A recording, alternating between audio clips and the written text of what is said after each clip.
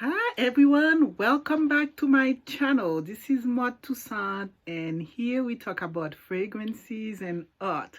Today we are talking about the house of Sillage, and it took me a while to get acquainted to the house, but after lots of research I settled on 3 fragrances from the house. Let me just say off the bat that I'm in love with them.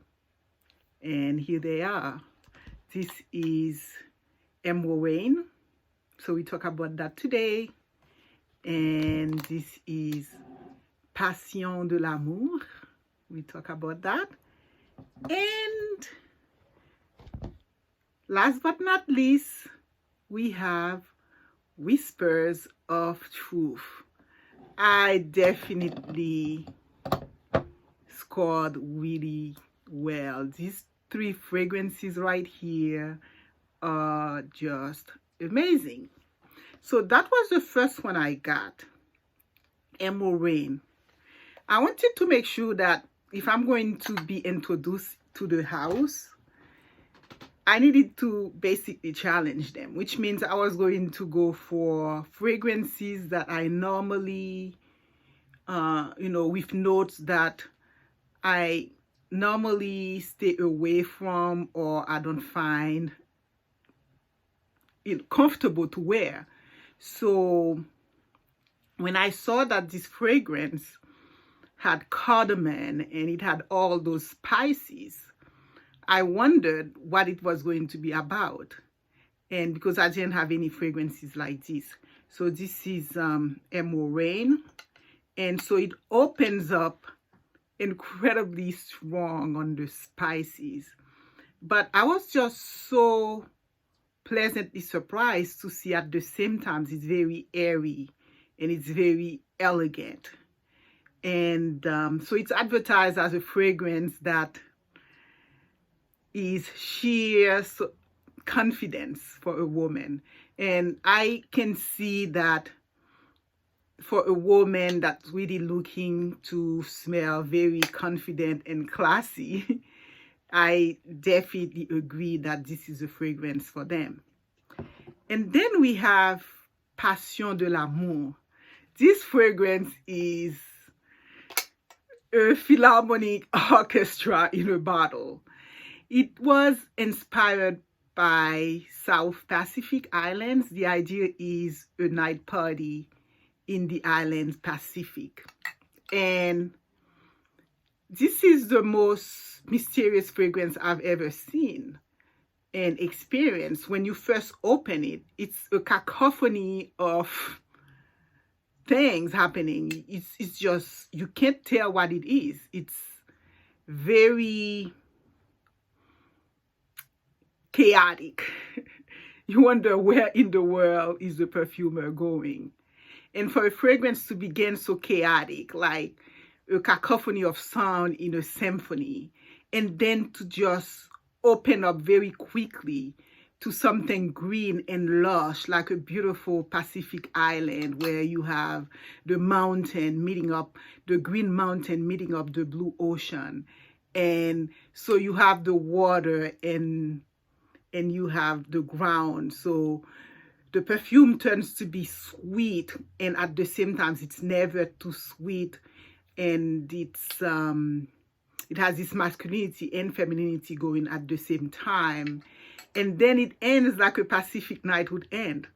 You have fire, it's incensey, it's musky, and it still remains fresh and extremely beautiful. That is an experience in a bottle, Passion de l'amour.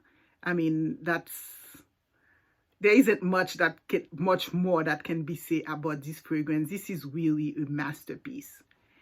So after moving from those incredibly mysterious and sophisticated to this symphony of olfactory journey, I wanted to try something in the house that was going to be comfortable and beautiful. And this Whisper of Truth does it. what can I say? It just begins beautiful and it stays beautiful. As I was mentioning, I wanted notes that I'm not comfortable with. And gourmand sweet is not something that I'm comfortable with. But this gourmand fragrance, which is made with caramel, and then it has moss in it, it just, on me, fortunately, never turned crowing. It has some reminiscing of 540, of Baccarat 540. But I have to say that Baccarat 540, unless if I am in a very special mood, it just become too much for me. But this one, the sweetness was always kept up with something else in it. And so, which create, to me, a lot of balance. And this perfume just remains beautiful all the way. That's all I can say. So I took advantage of these fragrances when they went 50% off.